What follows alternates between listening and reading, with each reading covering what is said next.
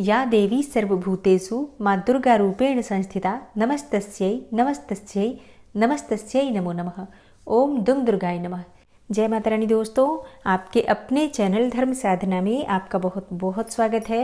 माँ भगवती दुर्गा की कृपा आप और आपके पूरे परिवार पर सदा सर्वदा बनी रहे।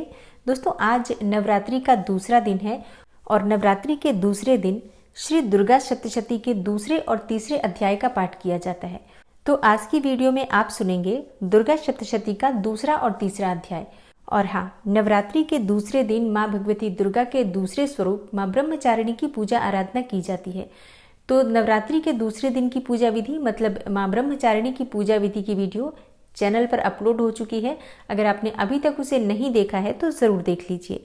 और अब माँ भगवती दुर्गा का अपने मन में ध्यान करके ओम नमः चंडिकाय इस मंत्र का उच्चारण कीजिए और कमेंट बॉक्स में भी ये मंत्र ज़रूर लिख दीजिए। इसके बाद सबसे पहले दुर्गा सप्तशती के दूसरे अध्याय का श्रवण करेंगे और उसके बाद तीसरा अध्याय सुनेंगे। और दूसरे अध्याय में देवताओं के तेज से देवी का प्रादुर्भाव और महिषासुर की सेना के वध के बारे में वर्णन किया गया है। ऋषि कहते हैं, पूर्व काल में देवताओं और असुरों में पूरे 100 वर्षों तक घोर संग्राम हुआ था। उसमें असुरों का स्वामी महिषासुर था और देवताओं के नायक इंद्र थे। उस युद्ध में देवताओं की सेना महाबली असुरों से परास्त हो गई और संपूर्ण देवताओं को जीतकर महिषासुर इंद्र बन बैठा। तब पराजित देवता प्रजापति ब्रह्मा जी को आगे करके उस स्थान पर गए जहां भगवान शंकर और विष्णु विराजमान थे।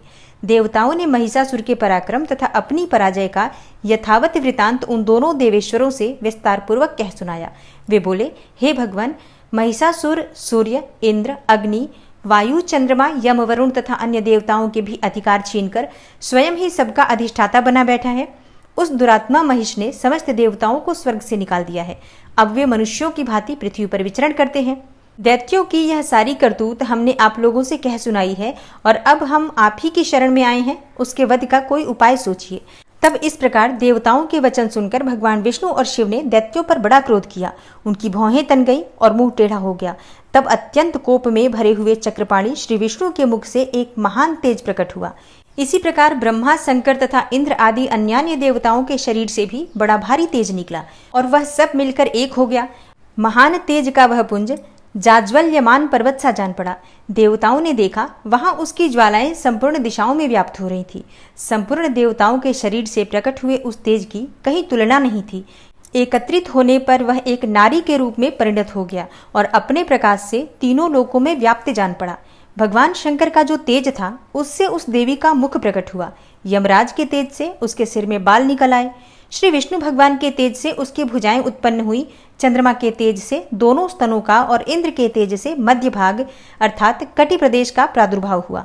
वरुण के तेज से जंघा, पिंगली और पृथ्वी के तेज से नितंब भाग प्रकट हुआ। ब्रह्मा के तेज से दोनों चरण और सूर्य के तेज से उनकी अंगुलियां हुई। वसुओं के तेज से हाथों की अंगुलियां और कुबेर के तेज से नासिका प्रकट हुई। उस देवी के दांत प्रजापति के तेज से और तीनों नेत्र अग्नि के तेज से प्रकट हुए। उसकी भौहें संध्या के और कान वायु के तेज से उत्पन्न हुए थे। इसी प्रकार अन्यान्य देवताओं के तेज से भी उस कल्याणमयी देवी का आविर्भाव हुआ। तदनंतर समस्त देवताओं के तेज पुंज से प्रकट हुई देवी को देखकर महिषासुर के सताए हुए देवता बहुत प्रसन्न हुए। पिनाकधारी भगवान शंकर ने अपने शूल से एक शूल निकालकर उन्हें दिया। फिर भगवान विष्णु ने भी अपने चक्र से चक्र उत्पन्न करके देवी भगवती को अर्पित किया। वरुण ने भी शंख भेंट किया। अग्नि ने उन्हें शक्ति दी और वायु ने धनुष तथा बाण से भरे हुए 2 तरकश प्रदान किए। सहस्त्र नेत्रों वाले देवराज इंद्र ने अपने वज्र से वज्र उत्पन्न करके दिया और ऐरावत हाथी से उतारकर एक घंटा भी प्रदान किया। यमराज ने कालदंड से दंड, वरुण ने पाश, प्रजापति ने स्फटिकाक्ष की माला तथा ब्रह्मा जी ने कमंडलू भेंट किया। सूर्य ने देवी के समस्त रोमकूपों में अपनी किरणों का तेज भर दिया और काल ने उन्हें चमकती हुई ढाल और तलवार दी। क्षीर समुद्र ने उज्जवल हार तथा कभी जीर्ण न होने वाले 2 दिव्य वस्त्र भेंट किए। साथ ही उन्होंने दिव्य चूड़ामणि, 2 कुंडल, कड़े, उज्जवल अर्धचंद्र, सब बाहुओं के लिए केयूर, दोनों चरणों के लिए निर्मल नुपुर, गले की सुंदर हंसली और सब अंगुलियों में पहनने के लिए रत्नों की बनी अंगूठियां भी दी। और विश्वकर्मा ने उन्हें अत्यंत निर्मल फरसा भेंट किया। साथ ही अनेक प्रकार के अस्त्र और अभेद्य कवच भी दिए। इनके सिवा मस्तक और वक्षस्थल पर धारण करने के लिए कभी न कुम्भलाने वाले कमलों की मालाएं दी। जलद ही ने उन्हें सुंदर कमल का फूल भेंट किया। हिमालय ने सवारी के लिए सिंह तथा भांति भांति के रत्न समर्पित किए। धनाध्यक्ष कुबेर ने मधु से भरा पान पात्र दिया तथा संपूर्ण नागों के राजा शेष ने, जो इस पृथ्वी को धारण करते हैं, उन्हें बहुमूल्य मणियों से विभूषित नागहार भेंट दिया। इसी प्रकार अन्य देवताओं ने भी आभूषण और अस्त्र शस्त्र देकर देवी का सम्मान किया। तत्पश्चात उन्होंने बारंबार अट्टहास पूर्वक उच्च स्वर से गर्जना की। उनके भयंकर नाद से संपूर्ण आकाश गूंज उठा। देवी का वह अत्यंत उच्च स्वर से किया हुआ सिंहनाद कहीं समा न सका। आकाश उसके सामने लघु प्रतीत होने लगा। उससे बड़े जोर की प्रतिध्वनि हुई, जिससे संपूर्ण विश्व में हलचल मच गई और समुद्र कांप उठे। पृथ्वी डोलने लगी और समस्त पर्वत हिलने लगे। उस समय देवताओं ने अत्यंत प्रसन्नता के साथ सिंहवाहिनी भवानी से कहा, हे देवी, तुम्हारी जय हो। साथ ही महर्षियों ने भी भक्तिभाव से विनम्र होकर उनका स्तवन किया। संपूर्ण त्रिलोकी को क्षोभग्रस्त देख दैत्यगण अपनी समस्त सेना को कवच आदि से सुसज्जित करके हाथों में हथियार ले सहसा ही उठकर खड़े हो गए। उस समय महिषासुर ने बड़े क्रोध में आकर कहा, आह, यह क्या हो रहा है। फिर वह संपूर्ण असुरों से घिरकर उस सिंहनाद की ओर लक्ष्य करके दौड़ा और आगे पहुंचकर उसने देवी को देखा, जो अपनी प्रभा से तीनों लोगों को प्रकाशित कर रही थी। उनके चरणों के भार से पृथ्वी दबी जा रही थी। माथे के मुकुट से आकाश में रेखा सी खिंच रही थी तथा वे अपने धनुष की टंकार से सातों पातालों को क्षुब्ध किए देती थी। देवी अपनी हजारों भुजाओं से संपूर्ण दिशाओं को आच्छादित करके खड़ी थी। तदनंतर उनके साथ दैत्यों का युद्ध छिड़ गया और नाना प्रकार के अस्त्र शस्त्रों के प्रहार से संपूर्ण दिशाएं उद्भासित होने लगी। चिक्षुर नामक महान असुर महिषासुर का सेना नायक था। वह देवी के साथ युद्ध करने लगा और अन्य दैत्यों की चतुरंगिणी सेना साथ लेकर चामर भी लड़ने लगा। 60,000 रथियों के साथ आकर उदग्र नामक महादैत्य ने लोहा लिया। 1 करोड़ रथियों को साथ लेकर महाहनु नामक दैत्य युद्ध करने लगा, जिसके रोए तलवार के समान तीखे थे। वह असिलोमा नाम का महादैत्य 5 करोड़ रथी सैनिकों सहित युद्ध में आ डटा। 60 लाख रथियों से घिरा हुआ बास्कल नामक दैत्य भी उस युद्ध भूमि में लड़ने लगा। परिवारित नामक राक्षस हाथी सवार और घुड़सवारों के अनेक दलों तथा 1 करोड़ रथियों की सेना लेकर युद्ध करने लगा। विडाल नामक दैत्य 5 अरब रथियों से घिरकर लोहा लेने लगा। इनके अतिरिक्त और भी हजारों महादैत्य रथ, हाथी और घोड़ों की सेना साथ साथ लेकर वहां देवी के साथ युद्ध करने लगे और स्वयं महिषासुर उस रणभूमि में कोटि कोटि सहस्त्र रथ, हाथी और घोड़ों की सेना से घिरा हुआ खड़ा था। वे दैत्य देवी के साथ तोमर, भिंदीपाल, शक्ति, मूसल, खड्ग, परशु और पट्टिस आदि अस्त्र शस्त्रों का प्रहार करते हुए युद्ध कर रहे थे। कुछ दैत्यों ने उन पर शक्ति का प्रहार भी किया। कुछ लोगों ने पाश फेंके तथा कुछ दूसरे दैत्यों ने खड्ग प्रहार करके देवी को मार डालने का उद्योग किया। तब देवी ने भी क्रोध में आकर खेल खेल में ही अपने अस्त्र शस्त्रों की वर्षा करके दैत्यों के वे समस्त अस्त्र शस्त्र काट डाले। उनके मुख पर परिश्रम या थकावट का रंच मात्र भी चिन्ह नहीं था। देवता और ऋषि उनकी स्तुति करते थे और वे भगवती परमेश्वरी दैत्यों के शरीरों पर अस्त्र शस्त्रों की वर्षा करती रही। देवी का वाहन सिंह भी क्रोध में आकर गर्दन के बालों को हिलाता हुआ असुरों की सेना में इस प्रकार विचरने लगा, मानो वनों में दावानल फैल रहा हो।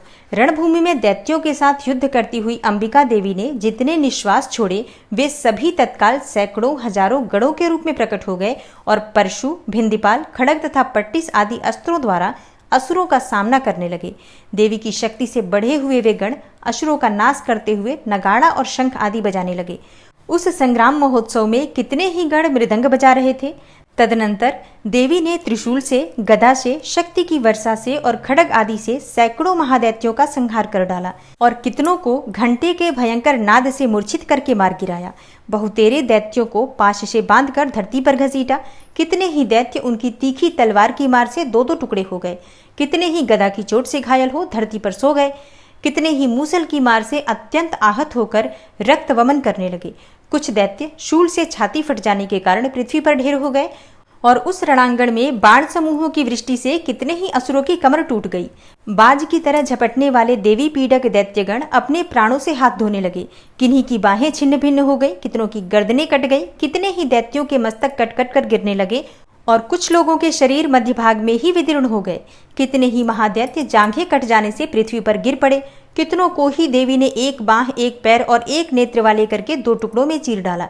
कितने ही दैत्य मस्तक कट जाने पर भी गिरकर फिर उठ जाते और केवल धड़के ही रूप में अच्छे अच्छे हथियार हाथ में लेकर देवी के साथ युद्ध करने लगते थे।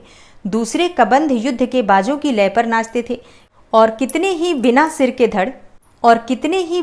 के धड़ हाथों में खड्ग, शक्ति और रिष्टि लिए दौड़ते थे तथा दूसरे दूसरे महादैत्य ठहरो ठहरो यह कहते हुए देवी को युद्ध के लिए ललकारते थे। जहां वह घोर संग्राम हुआ था वहां की धरती देवी के गिराए हुए रथ, हाथी, घोड़े और असुरों की लाशों से ऐसी पट गई थी कि वहां चलना फिरना असंभव हो गया था। दैत्यों की सेना में हाथी, घोड़े और असुरों की शरीर से इतनी अधिक मात्रा में रक्तपात हुआ था कि थोड़ी ही देर में वहां खून की बड़ी बड़ी नदियां बहने लगी। जगदम्बा ने असुरों की विशाल सेना को क्षण भर में नष्ट कर दिया, ठीक उसी तरह जैसे तृण और काठ के भारी ढेर को आग कुछ ही क्षणों में भस्म कर देती है। और वह सिंह भी गर्दन के बालों को हिला हिलाकर जोर जोर से गर्जना करता हुआ दैत्यों के शरीरों से मानो उनके प्राण चुन लेता था। वहां देवी के गणों ने भी उन महादैत्यों के साथ ऐसा युद्ध किया जिससे आकाश में खड़े हुए देवता गण उन पर बहुत संतुष्ट हुए और फूल बरसाने लगे। इस प्रकार श्री मार्कंडेय पुराण में सावर्णिक मनवंतर की कथा के अंतर्गत देवी महात्म्य में महिषासुर की सेना का वध नामक दूसरा अध्याय पूरा हुआ। और अब आप सुनेंगे दुर्गा सप्तशती का तीसरा अध्याय। और दुर्गा सप्तशती के तीसरे अध्याय में सेनापतियों सहित महिषासुर के वध का वर्णन किया गया है। ऋषि कहते हैं, दैत्यों की सेना को इस प्रकार तहस नहस होते देखकर महादैत्य सेनापति चिक्षुर क्रोध में भरकर अंबिका देवी से युद्ध करने के लिए आगे बढ़ा। वह असुर रणभूमि में देवी के ऊपर इस प्रकार बाणों की वर्षा करने लगा जैसे बादल मेरुगिरी के शिखर पर पानी की धार बरसा रहा हो। तब देवी ने अपने बाणों से उसके बाण समूह को अनायास ही काटकर उसके घोड़ों और सारथी को भी मार डाला। साथ ही उसके धनुष तथा अत्यंत ऊंची ध्वजा को भी तत्काल काट गिराया। धनुष कट जाने पर उसके अंगों को अपने बाणों से बींध डाला। धनुष, रथ, घोड़े और सारथी के नष्ट हो जाने पर वह असुर ढाल और तलवार लेकर देवी की ओर दौड़ा। उसने तीखी धार वाली तलवार से सिंह के मस्तक पर चोट करके देवी की भी बाईं भुजा में बड़े वेग से प्रहार किया। ऋषि आगे कहते हैं, हे राजन, देवी की बाह पर पहुंचते ही वह तलवार टूट गई। फिर तो क्रोध से लाल आंखें करके उस राक्षस ने सूल हाथ में ले लिया और उसे उस महादैत्य ने भगवती भद्रकाली के ऊपर चलाया। वह शूल आकाश से गिरते हुए सूर्यमंडल की भांति अपनी तेज से प्रज्वलित हो उठा। उस शूल को अपनी ओर आते देख देवी ने भी शूल का प्रहार किया। उससे राक्षस के शूल के सैकड़ों टुकड़े हो गए। साथ ही महादैत्य चिक्षुर की भी धज्जियां उड़ गई और वह अपने प्राणों से हाथ धो बैठा। महिषासुर के सेनापति उस महापराक्रमी चिक्षुर के मारे जाने पर देवताओं को पीड़ा देने वाला चामर हाथी पर चढ़कर आया। उसने भी देवी के ऊपर शक्ति का प्रहार किया, किंतु जगदम्बा ने उसे अपने हुंकार से ही आहत एवं निष्प्रभ करके तत्काल पृथ्वी पर गिरा दिया। शक्ति टूटकर गिरी हुई देखकर चामर को बड़ा क्रोध हुआ। अब उसने शूल चलाया, किंतु देवी ने उसे भी अपने बाणों द्वारा काट डाला। इतने में ही देवी का सिंह उछलकर हाथी के मस्तक पर चढ़ बैठा और उस दैत्य के साथ खूब जोर लगाकर बाहु युद्ध करने लगा। वे दोनों लड़ते लड़ते हाथी से पृथ्वी पर आ गए और अत्यंत क्रोध में भरकर एक दूसरे पर बड़े भयंकर प्रहार करते हुए लड़ने लगे। तदनंतर सिंह बड़े वेग से आकाश की ओर उछला और उधर से गिरते समय अपने पंजों की मार से चामर का सिर धड़ से अलग कर दिया। इसी प्रकार उद्दग्र भी शिला और वृक्ष आदि की मार खाकर रणभूमि में देवी के हाथों से मारा गया तथा कराल भी दांतों, मुक्कों और थप्पड़ों की चोट से धराशायी हो गया। क्रोध में भरी हुई देवी ने गदा की चोट से उद्धत का कचूमर निकाल डाला। भिंदीपाल से वाशकल को तथा बाणों से ताम्र और अंधक को मौत के घाट उतार दिया। 3 नेत्रों वाली परमेश्वरी ने त्रिशूल से उग्रास्य, उग्रवीर्य तथा महाहनु नामक दैत्य को मार डाला और तलवार की चोट से विडाल के मस्तक को धड़ से काट गिराया। दुर्धर और दुर्मुख इन दोनों को भी अपने बाणों से यमलोक भेज दिया। इस प्रकार अपनी सेना का संहार होता हुआ देखकर महिषासुर ने भैंसे का रूप धारण करके देवी के गढ़ों को त्रास देना आरंभ किया। किन्हीं को थुथुन से मारकर, किन्हीं के ऊपर खुरों का प्रहार करके, किन्हीं किन्हीं को पूंछ से चोट पहुंचाकर, कुछ को सींगों से विदीर्ण करके, कुछ गणों को वेग से, किन्हीं को सिंहनाद से, कुछ को चक्कर देकर और कितनों को निश्वास वायु के झोंके से धराशायी कर दिया। इस प्रकार गणों की सेना को गिराकर वह असुर महादेवी के सिंह को मारने के लिए झपटा। इससे जगदम्बा को बड़ा क्रोध हुआ। उधर महापराक्रमी महिषासुर भी क्रोध में भरकर धरती को खुरों से खोदने लगा तथा अपने सींगों से ऊंचे ऊंचे पर्वतों को उठाकर फेंकने और गर्जने लगा। उसके वेग से चक्कर देने के कारण पृथ्वी क्षुब्ध होकर फटने लगी और उसकी पूंछ से टकराकर समुद्र सब ओर से धरती को डुबोने लगा। हिलते हुए सींगों के आघात से विदीर्ण होकर बादलों के टुकड़े टुकड़े हो गए। उसके श्वास के प्रचंड वायु के वेग से उड़े हुए सैकड़ों पर्वत आकाश से गिरने लगे। इस प्रकार क्रोध में भरे हुए उस महादैत्य को अपनी ओर आते देखकर चंडिका ने उसका वध करने के लिए महान क्रोध किया। उन्होंने पाश फेंककर उस महान असुर को बांध लिया। उस महासंग्राम में बंध जाने पर उसने भैंसे का रूप त्याग दिया और तत्काल सिंह के रूप में प्रकट हो गया। उस अवस्था में जगदम्बा ज्यों ही उसका मस्तक काटने के लिए उद्यत हुई, त्यों ही वह खड्गधारी पुरुष के रूप में दिखाई देने लगा। तब देवी ने तुरंत ही बाणों की वर्षा करके ढाल और तलवार के साथ उस पुरुष को भी बींध डाला। इतने में ही वह महान गजराज के रूप में परिणत हो गया तथा अपनी सूंड से देवी के विशाल सिंह को खींचने और गर्जने लगा। खींचते समय देवी ने तलवार से उसकी सूंड काट डाली। तब उस महादैत्य ने पुनः भैंसे का शरीर धारण कर लिया और पहले की ही भांति चराचर प्राणियों सहित तीनों लोकों को व्याकुल करने लगा। तब क्रोध में भरी हुई जगन्माता चंडिका बारंबार उत्तम मधु का पान करने लगी और लाल आंखें करके हंसने लगी। उधर वह बल और पराक्रम के मद से उन्मत्त हुआ राक्षस गर्जने लगा और अपने सींगों से चंडी के ऊपर पर्वतों को फेंकने लगा। उस समय देवी अपने बाणों के समूहों से उसके फेंके हुए पर्वतों को चूर्ण करती हुई बोली। बोलते समय उनका मुख मधु के मद से लाल हो रहा था और वाणी लड़खड़ा रही थी। देवी ने कहा, ओ मूढ़, मैं जब तक मधु पीती हूँ तब तक तू क्षण भर के लिए खूब गर्ज ले।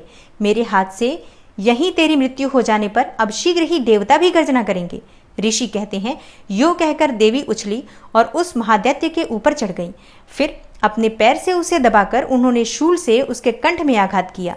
तब उनके पैर से दबा होने पर भी महिषासुर अपने मुख से दूसरे रूप में बाहर होने लगा। अभी आधे शरीर से ही वह बाहर निकलने पाया था कि देवी ने अपने प्रभाव से उसे रोक दिया। आधा निकला होने पर भी वह महादैत्य देवी से युद्ध करने लगा। तब देवी ने बहुत बड़ी तलवार से उसका मस्तक काट गिराया। फिर तो हाहाकार करती हुई दैत्यों की सारी सेना भाग गई तथा संपूर्ण देवता अत्यंत प्रसन्न हो गए। देवताओं ने दिव्य महर्षियों के साथ दुर्गा देवी का स्तवन किया। गंधर्वराज गाने लगे तथा अप्सराएं नृत्य करने लगी। इस प्रकार श्री मार्कंडेय पुराण में सावर्णिक मनवंतर की कथा के अंतर्गत देवी महात्म्य में महिषासुर वध नामक तीसरा अध्याय पूरा हुआ। ओम नमः चंडिकायै। दोस्तों, आज आपने सुना दुर्गा सप्तशती का दूसरा और तीसरा अध्याय और इसके आगे के अध्याय आप कल की कथा में श्रवण करेंगे।